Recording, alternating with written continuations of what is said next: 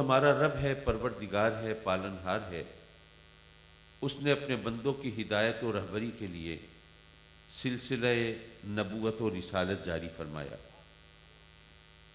وہ قادر مطلق ہے، جو چاہے سو کرے۔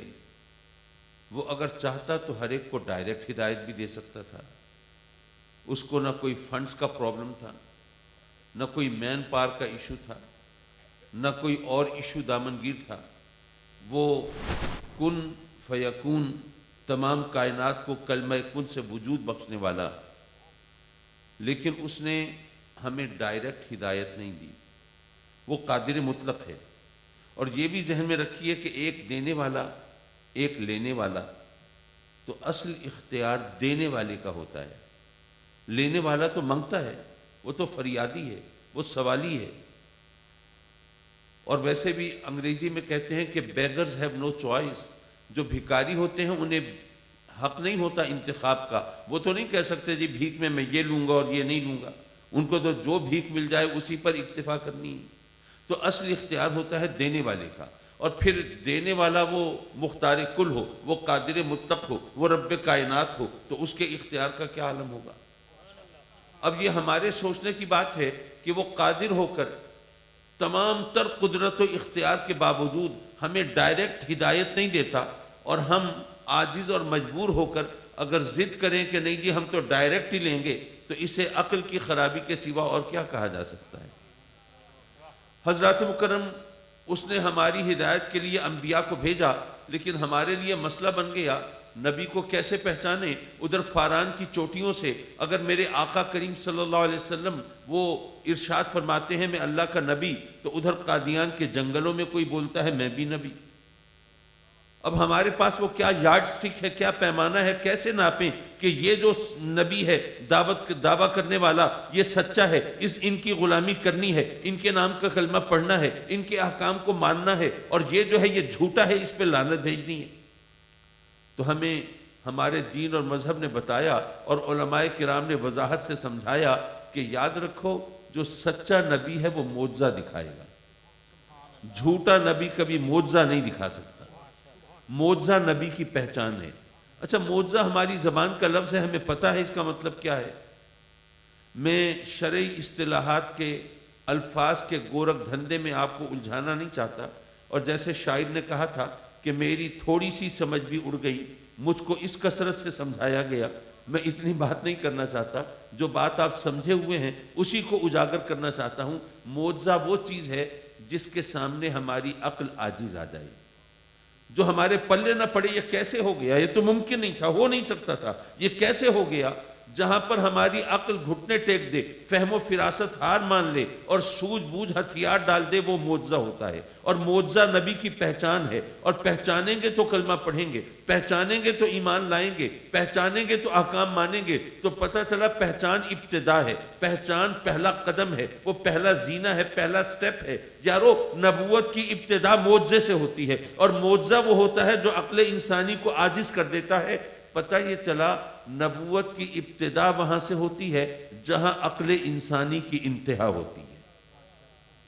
تو یارو، کبھی بھی نبی کو اپنی عقل کے ترازو میں مت تولنا، اور اپنی فہم و فراست کے پیمانے سے مت ناپنا۔ لیکن ہمارا عالم یہ ہے، نبی تو نبی ہے، ہم تو اللہ پر بھی اپنی عقل کی چھری چلا رہے ہوتے ہیں، اللہ کو بھی مشورے دے رہے ہوتے ہیں، مولا تو نے یہ کیوں کر دیا، یہ کیا کیا، مولا یوں کرتا تو کتنا اچھا تھا۔ لیکن اللہ نے جو ہمیں تنبیہ کی ہے، جو ہمیں سرزنش کی ہے، جو خبردار کیا ہے، ذرا اس کا انداز بھی دیکھیے۔ آپ دیکھیے، بکری کا بچہ ہے، چھوٹا بچہ ہے، اس کو اگر آپ گوشت کھلانے کی کوشش کریں کھائے گا نہیں۔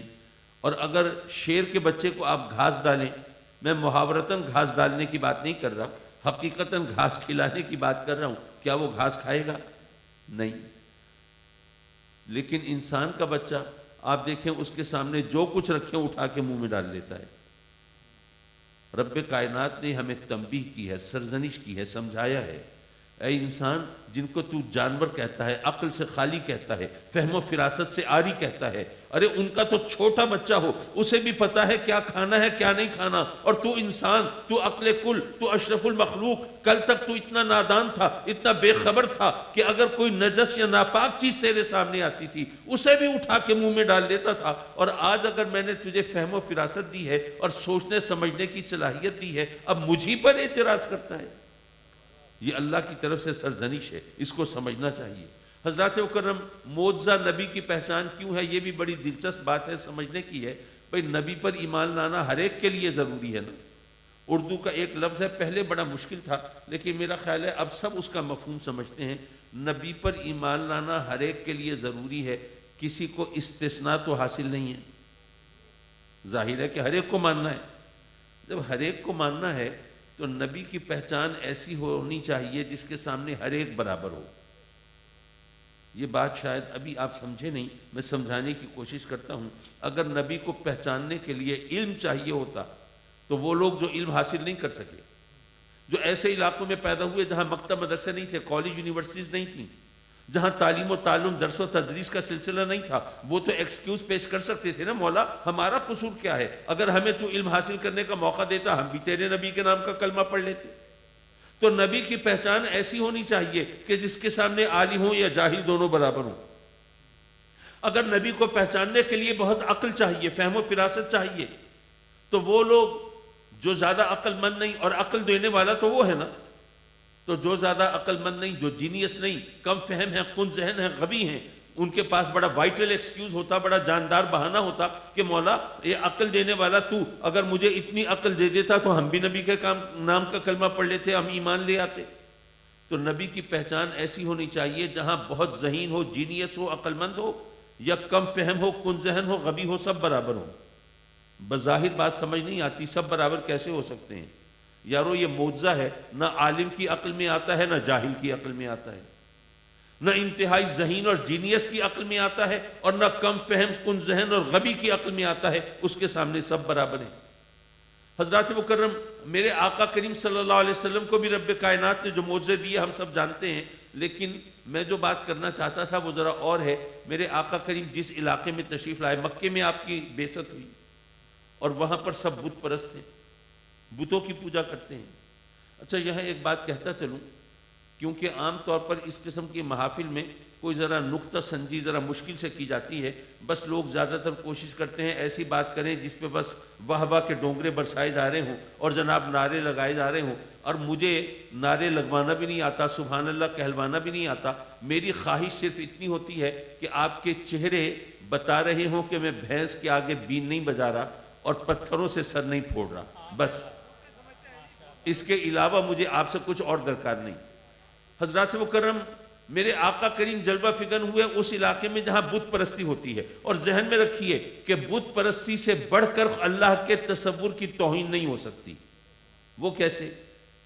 بھئی خدا ہم سب کو چاہیے، ہم مسلمان ہیں، اگر میں کہوں اللہ میرے ساتھ ہے تو مجھے کوئی یہ تو نہیں کہہ سکتا کہ جی اللہ تو میرے ساتھ ہے، تیرے ساتھ کیسے ہو سکتا ہے؟ وہ تو سب کے ساتھ ہو سکتا ہے۔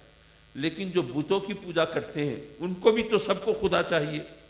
اپنے گھروں میں وہ باقاعدہ جگہ بناتے ہیں جہاں وہ بت رکھتے ہیں، جہاں آرتی اتارتے ہیں اور پھول چڑھاتے ہیں اور دھونی رماتے ہیں، اشلوک پڑھتے ہیں، بھجن گاتے ہیں، اپنے بتوں کی اس طرح عبادت کرتے ہیں۔ ہر ایک کو خدا چاہیے، ان کے خدا وہ پتھروں کے بنے ہوئے بت ہیں، لیکن ہر ایک تو سنگ تراش نہیں ہے۔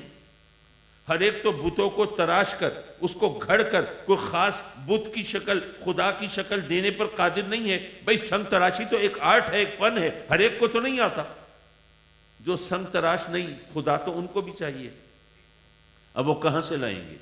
ظاہر بازار جائیں گے، کسی سنگ تراش کی دکان پر، بت فروش کی دکان پر، وہاں سے خدا خرید کے لائیں گے۔ یارو جہاں خدا برائے فروخت ہو، اس سے بڑھ کر خدا کی توہین اور کیا ہو سکتی ہے؟ اور بات صرف اتنی نہیں ہے، ذرا تھوڑا سا اور آگے سوچئے۔ کوئی سفید پوش بندہ ہے، زیادہ دولت مند نہیں ہے، جاتا ہے وہ اپنے لیے خدا خریدنے کے لیے، اس کو ایک بڑے خوبصورت پتھر کا بڑا خوبصورت ترشا ہوا وہ بت نظر آتا ہے، اس کا دل مچل جاتا ہے، مجھے تو یہی خدا۔ اب جناب اس کی قیمت پوچھتا ہے تو دل بجھ جاتا ہے، کہتا ہے نہیں بھائی یہ تو بڑا مہنگا ہے، مجھے ذرا سستا خدا دے دو۔ اب جب خدا کا مول تول ہو رہا ہو تو ذرا سوچئے اس سے بڑھ کر خدا کی توہین اور کیا ہو سکتی ہے۔ بہرحال وہ وہاں پر بت پرستی ہو رہی ہے، اور یاد رکھیے کہ وہ لوگ عادی ہیں اپنے خداؤں کو دیکھ کر اس کی عبادت کرنے کی۔ وہ بت ان کی آنکھوں کے سامنے ہوتے ہیں نا۔ اگر وہاں پر کچھ آتش پرست ہیں، مجوسی ہیں، تو آگ بھی ان کی آنکھوں کے سامنے بھڑک رہی ہوتی ہے۔ وہ عادی ہیں اپنے خداؤں کو دیکھ کر ان کی عبادت کرنے کے، وہ ہلے ہوئے ہیں باپ دادا کے زمانے سے، ان کا یہی وتیرہ ہے، یہی طریقہ ہے، اپنے خداؤں کو دیکھتے ہیں، ان کی پوجا کرتے ہیں، عبادت کرتے ہیں۔ اور میرے آقا کریم کو ان سے منوانا یہ ہے کہ جو دکھائی دیتے ہیں یہ کچھ نہیں، اور جو دکھائی نہیں دیتا وہی سب کچھ ہے۔ یارو یہ کوئی معمولی بات ہوگی؟ ظاہر ہے کوئی آسان کام تو نہیں ہوگا۔ اور بات صرف اتنی نہیں ہے کہ دکھائی نہیں دیتا، بلکہ اس کو ذرا اور آگے سوچنے اور سمجھنے کی کوشش کیجئے۔ دیکھیے ایک دفعہ ہمارے ایک مرید اپنے ایک دوست کو لائے ملوانے کے لیے۔ میں نے دیکھا کہ ان کے دوست ملتے ہوئے انتہائی حیرت سے مجھے دیکھ رہے ہیں۔ میں بڑا پریشان ہوا کہ اتنے حیران کیوں ہیں بھائی؟ میں نے ان سے پوچھا بھی کیا مسئلہ ہے، کیا میرے ماتھے پہ سینگ نکل آیا ہے؟ کہنے لگے نہیں، یہ آپ کے مرید ہیں، یہ کہہ رہے تھے اپنے پیر صاحب سے ملوانے جا رہے ہیں، تو ہم نے سوچا پیر صاحب ہوں گے جناب، بڑے بڑے منکوں کی مالا ان کے گلے میں ہوگی، رنگین دوپٹے ہوں گے، آنکھوں میں کاجل لگا ہوگا، اور بڑی بڑی زلفیں ہوں گی، اور حق حق کی صدائیں ہوں گی، اور وش کی کیفیت ہوگی، اور مریدین بھی ٹھمکے لگا رہے ہوں گے، اور کیا پر رونق سما ہوگا۔ لیکن یہاں پر تو ایسا کچھ بھی نہیں ہے، آپ تو عام آدمیوں کی طرح ہیں۔ بھائی کسی کا ذکر ہو تو اس کا آدمی ایک تصور بنا لیتا ہے نا ذہن میں۔ آپ کسی افسر سے ملنے جائیں تو بعض اوقات ذہن میں آتا ہے یار بڑا افسر ہے، کوٹ پینٹ پہنا ہوگا، ٹائی لگائی ہوگی، بریف کے ساتھ میں ہوگا، بڑا قیمتی موبائل ہوگا، اور جناب وہ چلتا ہوگا بڑے وقار کے ساتھ، تمکنت کے ساتھ، اور اس کے سبارڈینیٹس اس کے ماتحت اٹھ کر سلام کرتے ہوں گے، اور گردن کی جنبی سے وہ جواب دیتا ہوا بڑے فخر و افتخار سے گزر جاتا ہوگا۔ کسی کا بھی ذکر ہو آدمی اپنے ذہن میں خاکہ بنا لیتا ہے۔ لیکن میرے آقا کریم کو ان لوگوں سے منوانا ہے کہ یہ بت، ان کو تم خدا کہتے ہو، جو قدم اٹھا نہیں سکتے، ہاتھ ہلا نہیں سکتے، مکھی تک اڑا نہیں سکتے، یہ خدا ہے۔ ارے خدا تو وہ ہے جو دکھائی نہیں دیتا اور اس کے بارے میں تم سوچ بھی نہیں سکتے وہ کیسا ہے۔ وہ تمہارے تصور و گمان سے بالاتر ہے، تمہارے خیال سے ماورا ہے، وہ رنگ روپ سے پاک ہے، وہ خد و خال سے پاک ہے، وہ نقش و نگار سے پاک ہے، وہ لب و رخسار سے پاک ہے، وہ چہرے مہرے سے پاک ہے، وہ قد و قامت سے پاک ہے، وہ کیفیت و ماہیت سے پاک ہے، وہ ان تمام اعتبارات سے ماورا ہے۔ تم اس کا نہ تصور ذہن میں لا سکتے ہو، نہ اس کا کوئی خاکہ گھڑ سکتے ہو، نہ اس کو دیکھ سکتے ہو، اس کی عبادت کرنی ہے۔ یارو وہ لوگ جو خداؤں کو دیکھ کر عبادت کرنے کے عادی تھے، ان سے منوانا کتنا مشکل ہوگا۔ میرے آقا کریم نے کیسے منوایا ہوگا؟ حضرات مکرم میرے آقا کریم صلی اللہ علیہ وسلم ان سے فرماتے ہیں، اے لوگوں میں تمہارا خدا نہیں، میں معبود نہیں، میں پرستش کے قابل نہیں، میں پوجا کے لائق نہیں، میں تو اس کا فرستادہ رسول ہوں، اس کا بھیجا ہوا نبی ہوں، میں تو اس کا عبد مقدس ہوں، اس کا پاک بندہ ہوں۔ اے لوگوں میں تمہارا خدا نہیں، لیکن اگر پتھر میرے نام کا کلمہ پڑھتے ہیں تو ذرا سوچو جس کا کلمہ میں پڑھتا ہوں اس کی شان کیا ہوگی۔ اے لوگوں میں تو تمہارا معبود نہیں، لیکن اگر جانور میرے قدموں پہ سجدہ ریز ہوتے ہیں تو جس کی بارگاہ میں ماتھا ٹکاتا ہوں سوچو اس کا مقام کیا ہوگا۔ اے لوگوں میں تو تمہارا خالق و مالک نہیں، لیکن اگر چاند میرے اشارے پہ دو ٹکڑے ہو جاتا ہے تو جس کے اشاروں پہ میں چلتا ہوں سوچو اس کی طاقت کا عالم کیا ہوگا۔ یارو تاریخ شاہد ہے، ماننے والوں نے پہلے مصطفیٰ کو مانا ہے، بعد میں خدا کو مانا ہے۔ ممکن ہے یہ جملہ کچھ لوگوں کے حلق میں اٹک گیا ہو اور ان کو سمجھ نہ آ رہی ہو، چلیے ایک دوسرے زاویے سے سمجھانے کی کوشش کرتے ہیں۔ بھئی اگر کوئی شخص سے پوچھے کہ بھئی جس خدا کو ہم مانتے ہیں، جس کی بندگی کا ہم اقرار کرتے ہیں، اعتراف کرتے ہیں، ذرا بتاؤ تو صحیح، وہ نہ دکھائی دیتا ہے، نہ سنائی دیتا ہے، نہ ہمارے عقل میں، نہ ہماری سوچ میں اس کا کوئی خاکہ ابھرتا ہے، بھئی ذرا اس کے بارے میں کچھ تو بتانا چاہیے نا، وہ کس شان کا رب ہے؟ تو ہر ایک اپنی عقل کے مطابق بتائے گا۔ کوئی کہے گا آسمان سے میہ برسانے والا ہے، کوئی کہے گا زمین سے سبزہ اگانے والا ہے، کوئی کہے گا کہ وہ گردش لیل و نہار قائم کرنے والا ہے، کوئی کہے گا کہ وہ شاخ شجر کو ثمربار کرنے والا ہے، سر شاخ گلاب پھول مہکانے والا ہے، گردش لیل و نہار قائم کرنے والا ہے، وہ خشک و تر کا خالق ہے، کوئی کہے گا وہ بحر و بر کا مالک ہے، کوئی کہے گا زمین آسمان اس نے بنائے ہیں، کوئی کہے گا چاند سورج اس کی تخلیق ہے۔ بھئی ہر ایک اپنے حساب سے بات کرے گا نا، کوئی کہے گا سمندروں کو تلاطم دینے والا، دریاؤں کو روانی بخشنے والا، کوئی کہے گا وہ کوہساروں کو بلندی عطا فرمانے والا، کوئی کہے گا روزی رزق دینے والا، کوئی کہے گا عزت و ذلت کا مالک ہے، کوئی کہے گا آل اولاد کا خالق ہے۔ ہر ایک اپنے حساب سے بات کرے گا۔ اب سننے والے حیران پریشان، مولا کچھ پتہ نہیں چلتا، کوئی کچھ کہتا ہے، کوئی کچھ کہتا ہے، میرے ذہن میں کچھ نہیں آتا۔ مولا ذرا تو کرم فرما دے، تو خود بتا دے تو کون ہے، اپنا تعارف خود کرا دے۔ حضرات مکرم یاد رکھیے، جب کسی ہستی کا تعارف کرایا جاتا ہے تو جو اس کی سب سے معتبر پہچان ہوتی ہے، جو سب سے بڑا حوالہ ہوتا ہے، اس کی نسبت سے تعارف ہوتا ہے۔ اگر میں آپ سے پوچھوں، آپ بتائیے محمد علی صاحب کو جانتے ہیں؟ اب محمد علی ایک کامن نام ہے، اب آپ سوچ میں پڑ گئے کون محمد علی؟ ایک تو میرے خالو ہیں، ان کی بات کر رہے ہیں، لیکن کاظمی صاحب ان کو تو نہیں جانتے ہوں گے۔ ایک ہمارے محلے میں وہ لکڑی کی ٹال والا ہے، لیکن اس کو بھی نہیں جانتے ہوں گے۔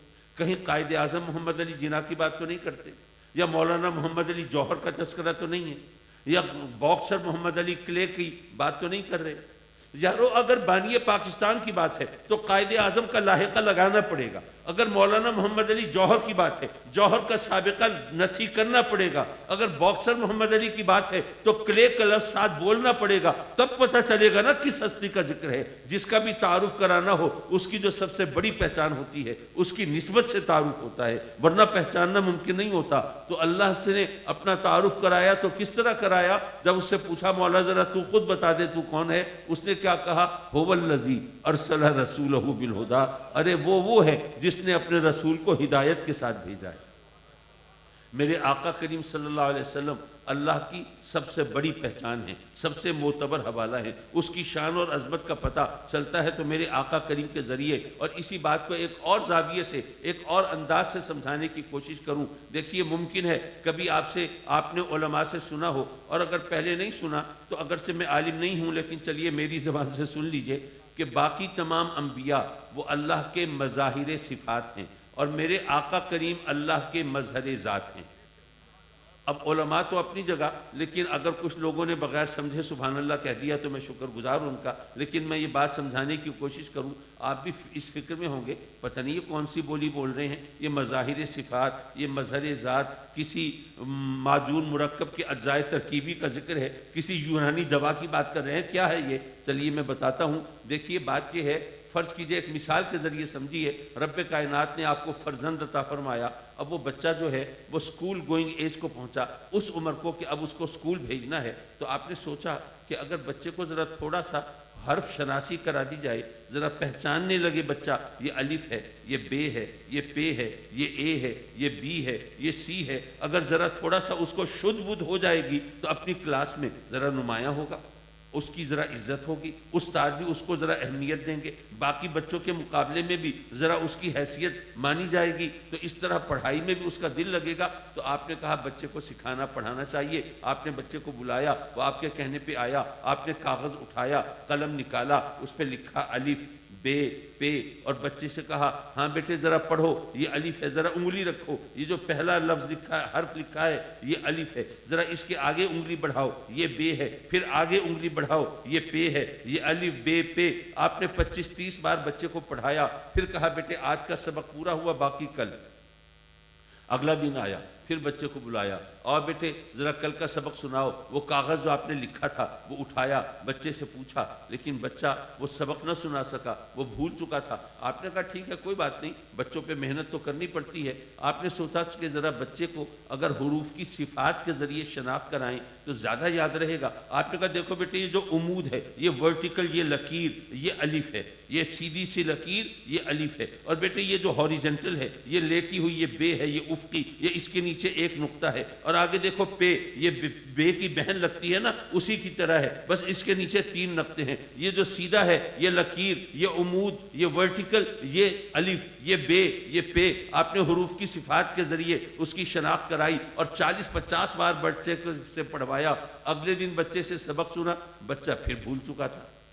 اب آپ تھوڑے سے فرسٹریٹ ہوئے کہ بچہ کہیں کن ذہن تو نہیں ہے، غبی تو نہیں ہے، پتہ نہیں یہ سبق یاد کر سکے گا یا نہیں، پڑھ لکھ سکے گا یا نہیں، کیا بنے گا اس کا، اسی پریشانی میں بیٹھے ہیں کہ آپ کا ایک دوست آیا ملنے، آپ کو پریشان دیکھا، وجہ پوچھی، آپ نے سارا قصہ سنا دیا، تو اس نے کہا کہ بھائی آپ عجیب آدمی ہیں، بچوں کو پڑھانا وہ ایک ٹیکنیکل کام ہوتا ہے، یہ ماہرین تعلیم کوئی پاگل ہیں جو کئی برس کی محنت کے بعد یہ قاعدے چھاپتے ہیں اور بازار میں لاتے ہیں، آپ جائیے بازار سے قاعدہ خرید کے لائیے اور اس کی مدد سے آپ پڑھائیں گے تو بچہ پڑھ جائے گا۔ آپ جناب گئے بازار سے قاعدہ خرید کے لائے، اب بچے کو پڑھنے کے لیے بٹھایا، اس میں قاعدے میں ایک طرف بنا ہوا ہے انار، اس کے سامنے لکھا ہے الف، بچہ دیکھے گا انار کو، پہچانے گا الف کو، ایک طرف بنی ہوئی ہے بکری، اس کے سامنے لکھا ہے بے، بچہ دیکھے گا بکری کو، پہچانے گا بے کو، ایک طرف بنا ہوا ہے پنکھا، اس کے سامنے لکھا ہے پے، بچہ دیکھے گا پنکھے کو، پہچانے گا پے کو۔ بلا تشبیہ و بلا تمثیل عرض کرتا ہوں کہ رب کائنات نے اپنے بندوں کو درس توحید دینے کے لیے انبیاء کرام علیہم السلام کو مبعوث فرمایا، انبیاء تشریف لائے، انہوں نے اللہ کے بندوں کو درس توحید دیا اور بتایا کہ وہ جو الہ ہے وہ وحدہ لا شریک ہے، اپنی ذات میں، اپنی صفات میں یکتا ہے، منفرد ہے، ممتاز ہے، اس جیسا دوسرا کوئی نہیں ہے۔ اللہ کے بندوں نے درس توحید پڑھا، ذہن نشین کیا، لیکن کچھ عرصہ گزرا تو اسے فراموش کر دیا، بھلا دیا، پھر رب کائنات نے بھیجا انبیاء کو، وہ تشریف لائے، انہوں نے اللہ کے بندوں کو درس توحید دیا، اللہ کی صفات کے ذریعے اللہ کی پہچان کرائی اور بتایا کہ وہ جو ہمارا الہ ہے وہ خالق ہے، وہ مالک ہے، وہ معبود ہے، وہ مسجود ہے، وہ حی ہے، وہ قیوم ہے، وہ سمیع ہے، وہ بصیر ہے، وہ علیم ہے، وہ خبیر ہے، وہ رحمان ہے، وہ رحیم ہے، وہ تواب ہے، وہ ستار ہے، وہ غفار ہے۔ اللہ کی صفات کے ذریعے اس کی پہچان کرائی، اللہ کے بندوں نے وہ درس توحید پڑھا، ذہن نشین کیا، ازبر کیا، لیکن کچھ مدت گزری، کچھ عرصہ گزرا تو پھر اس کے بعد اس کو بھی فراموش کر دیا، بھلا دیا۔ یارو رب کائنات نے بالآخر بھیجا اپنے محبوب علیہ السلام کو اور گویا یہ فرمایا، اے میرے بندو اب دیکھو مصطفیٰ کو اور پہچانو خدا کو۔ میرے آقا کریم صلی اللہ علیہ وسلم اللہ کا سب سے معتبر حوالہ ہے اور سب سے بڑی پہچان ہے۔ آقا کریم صلی اللہ علیہ وسلم کے ذریعے ہم اللہ کو پہچانتے ہیں۔ ایک دفعہ کسی نے اسی طرح سوال کیا تو اس کو میرے والد گرامی رحمت اللہ علیہ نے بڑے سیدھے سادے لفظوں میں جو جواب دیا تھا وہ میں عرض کرتا چلوں۔ فرمایا کہ یہ بتاؤ، یہ چاند سورج میں جو نور چمکتا ہے یہ اللہ کا ہے نا؟ ظاہر ہے چاند میں سورج میں جو نور چمکا ہے یہ اللہ کا ہے، اور پھولوں اور کلیوں میں جو حسن جھلکتا ہے یہ کس کا ہے؟ اللہ کا ہے۔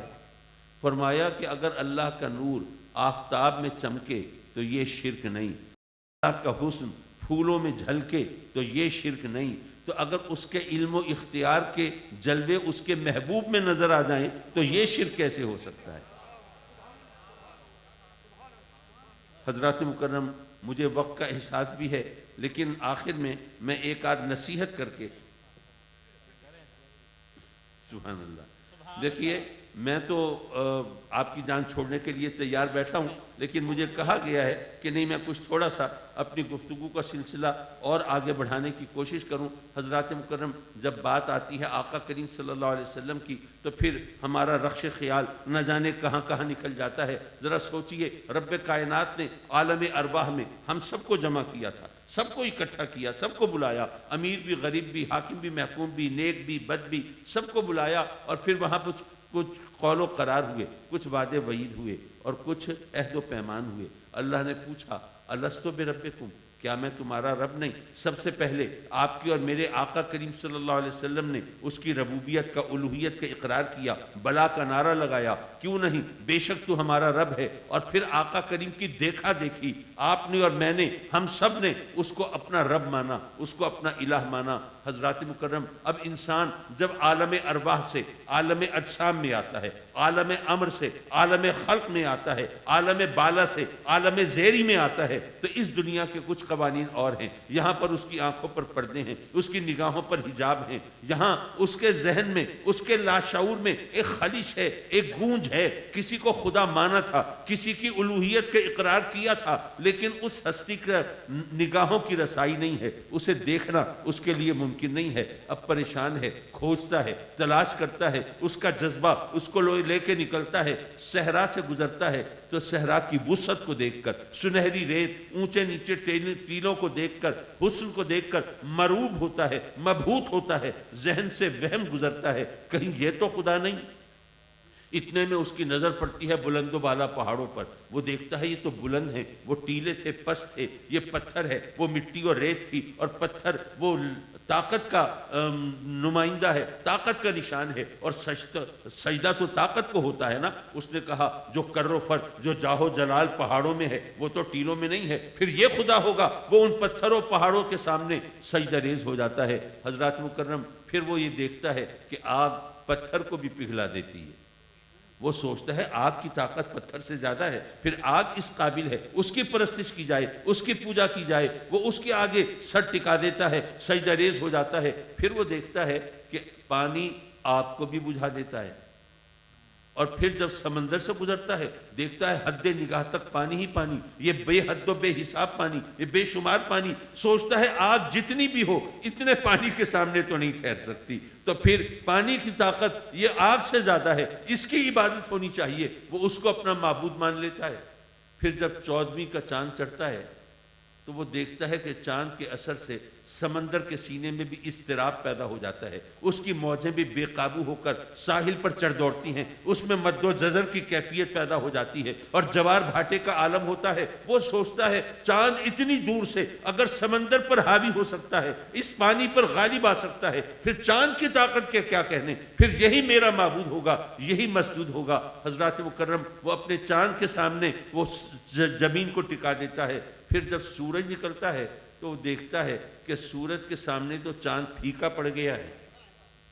سورج کی جو خیرگی ہے، اس کے اندر جو چمک دمک ہے، جو اس کی حدت اور شدت ہے، جو اس کے جاہ و جلال کی کیفیت ہے، اس کے سامنے تو چاند بجھ گیا ہے۔ وہ کہتا ہے کہ نہیں، یہ چاند نہیں، یہ سورج اس قابل ہے، یہ میرا خدا ہوگا، یہ معبود ہوگا۔ وہ وہاں پر سجدہ ریز ہو جاتا ہے۔ یارو پھر اس کو پتہ چلتا ہے کہ ایک ہستی ایسی بھی ہے کہ میں نے آج تک جس کو سجدے کیے ہیں وہ سب اس کے اشارے چشم و ابرو کے منتظر دکھائی دیتے ہیں۔ میں نے پتھروں کو خدا مانا تھا، پتھر اس کے نام کا کلمہ پڑھتے ہیں۔ میں نے آگ کی پوجا کی تھی، آگ اس کے قرب سے بجھنے لگتی ہے۔ میں نے پانی کو خدا مانا تھا اور پانی اس کی انگلیوں سے جاری ہو جاتا ہے۔ میں نے چاند کے آگے سر جھکایا تھا، چاند اس کے اشارے پہ 2 ٹکڑے ہو جاتا ہے۔ میں نے سورج کی عبادت کی تھی اور سورج اس کے بلاوے پر الٹے پاؤں چلا آتا ہے۔ وہ سوچتا ہے پھر یہی خدا ہوگا، یہی معبود ہوگا، یہی پوجا کے لائق اور یہی پرستش کے قابل۔ لیکن یارو جب اس کو سجدہ کرنے کا سودا سر میں سما کے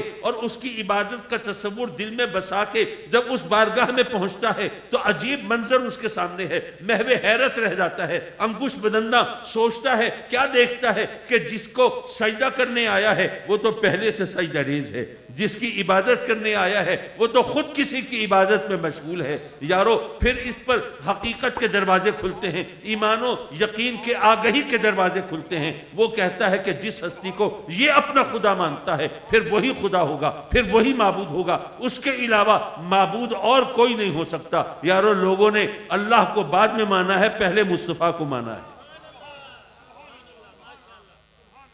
حضرات مکرم یہ تو اپنے اپنے ذوق کی بات ہے، ذرا وہ وقت بھی یاد کیجئے جب میرے آقا کریم حضور علیہ السلام صفا کی پہاڑی پر پہلی بار اعلان نبوت فرما رہے ہیں، لوگوں کو درس دے رہے ہیں۔ لوگوں سے کیا کہا آپ نے؟ صفا کے پہاڑ پر جلوہ فگن ہیں، آپ کے بلاوے پر سب جمع ہوئے ہیں۔ آپ پوچھتے ہیں کہ اے لوگوں مجھے صادق مانتے ہو، مجھے امین مانتے ہو؟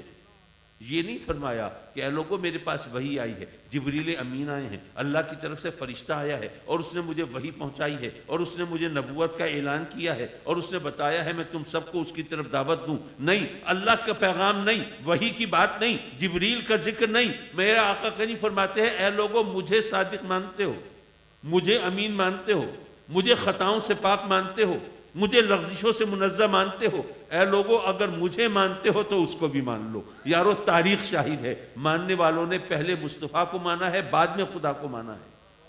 اور آپ کو یاد ہوگا ابھی میں گفتگو میں کہہ رہا تھا کہ نبی کی پہچان معجزے سے ہوتی ہے۔ حضرات مکرم رب کائنات نے قرآن مجید میں اپنے محبوب علیہ السلام سے ایک اعلان کرایا، فَقَدْ لَبِثْتُ فِيكُمْ عُمُرًا مِّن قَبْلِهِ أَفَلَا تَعْقِلُونَ۔ اے محبوب میرے بندوں سے کہہ دے کہ اس سے پہلے زندگی تو میں نے تمہارے درمیان گزاری ہے، تو کیا تمہارے پاس عقل نہیں ہے؟ کیا تم سوچنے سمجھنے کی صلاحیت سے آری ہو؟ تمہیں سمجھ نہیں آتی کہ جہاں پر جہالت کا اندھیرا ہو وہاں علم کی شمع روشن کرنے والا کوئی عام شخص تو نہیں ہو سکتا، جہاں بے حیائی کا دور دورہ ہو وہاں حیا کی مثالیں قائم کرنے والا وہ اللہ کا محبوب ہی تو ہوگا نا، جہاں قتل و غارت گری لوگوں کا شیوا ہو اور خون بہانا ان کی عادت ہو اور ہتھیار ان کا زیور ہو اور سر قلم کر دینا معمولی بات سمجھی جاتی ہو، ارے یہاں ایسے ماحول میں امن و آشتی کا درس دینے والا وہ اللہ کا رسول ہی تو ہو سکتا ہے نا، جہاں پر لوگوں کا مقصد حیات انتقام لینا ہو، لوگ زندہ رہتے ہو بدلہ لینے کی خاطر، وہاں پر عفو درگزر کا درس دینے والا وہ اللہ کا نبی ہی تو ہو سکتا ہے نا، ارے جہاں پر لوگوں میں تحمل و برداشت نام کو نہ ہو اور تحمل و برداشت ان کے لیے گویا نامرد ہونے کی علامت ہو، ذرا ذرا سی بات پر آپے سے باہر ہو جانا یہ ان کے لیے باعث فخر ہو، مثلاً گھوڑے کو پانی پہلے میں نے پلانا ہے کہ تم نے پلانا ہے، اتنی سی بات پر جھگڑا شروع ہوتا ہے، تلواریں بے نیام ہو جاتی ہیں، سر قلم ہو جاتے ہیں، خون کی ندیاں بہہ جاتی ہیں اور کتنی صدیاں وہ خون کے سمندر میں غرق ہو جاتی ہیں اور کسی کو خیال نہیں آتا یارو ذرا سی بات تھی، گھوڑے کو پانی کس نے پہلے پلانا ہے، چھوڑو دفع کرو رب معاملہ آیا گیا کرو، لیکن نہیں، لوگ اگر ان کے سامنے تحمل کی برداشت کی حوصلے کی بات کی جائے تو لوگ کہتے ہیں بے نامرد ہے، یہ بے غیرت ہے، ایسے ماحول میں تحمل و برداشت کا درس دینے والا وہ اللہ کا نبی ہی تو ہو سکتا ہے نا، تو اللہ نے فرمایا اے محبوب اعلان کر دے فقط لبثت فیکم عمرا من قبلہ افلا تعقلون، کیا تمہارے درمیان اس سے پہلے میں نے زندگی نہیں گزاری، تم نے میرے بچپن کو دیکھا ہے نا، لڑکپن کو دیکھا ہے، جوانی کو دیکھا ہے، میری زندگی کے 40 برس تمہارے درمیان گزرے ہیں، اے لوگوں تمہیں سمجھ نہیں آتا کہ ایسے ماحول کے اندر اتنی پاکیزہ زندگی گزارنے والا وہ کوئی معمولی ہستی نہیں ہو سکتی، وہ تو اللہ کا محبوب ہی ہو سکتا ہے۔ حضرات مکرم قرآن نے میرے آقا کریم کی حیات مبارکہ کو نبوت کی دلیل کے طور پر پیش کیا ہے، یہ قرآن ہے، کوئی حدیث نہیں ہے، کسی بزرگ کا فرمان نہیں ہے، کسی دانشور کی بات نہیں ہے، یہ قرآن ہے۔ قرآن آقا کریم کی حیات مبارکہ کو، اور کون سی زندگی؟ آغاز نبوت سے پہلے کی زندگی، نزول وحی سے پہلے کی زندگی، اس کو میرے آقا کریم کی نبوت کی دلیل کے طور پر پیش کرتا ہے، اور نبوت کی دلیل معجزہ ہوا کرتی ہے، پتہ یہ چلا قرآن بتا رہا ہے میرے آقا کریم کی حیات مبارکہ معجزہ ہے، یہ قرآن کی زبان ہے، یہ قرآن کا انداز ہے۔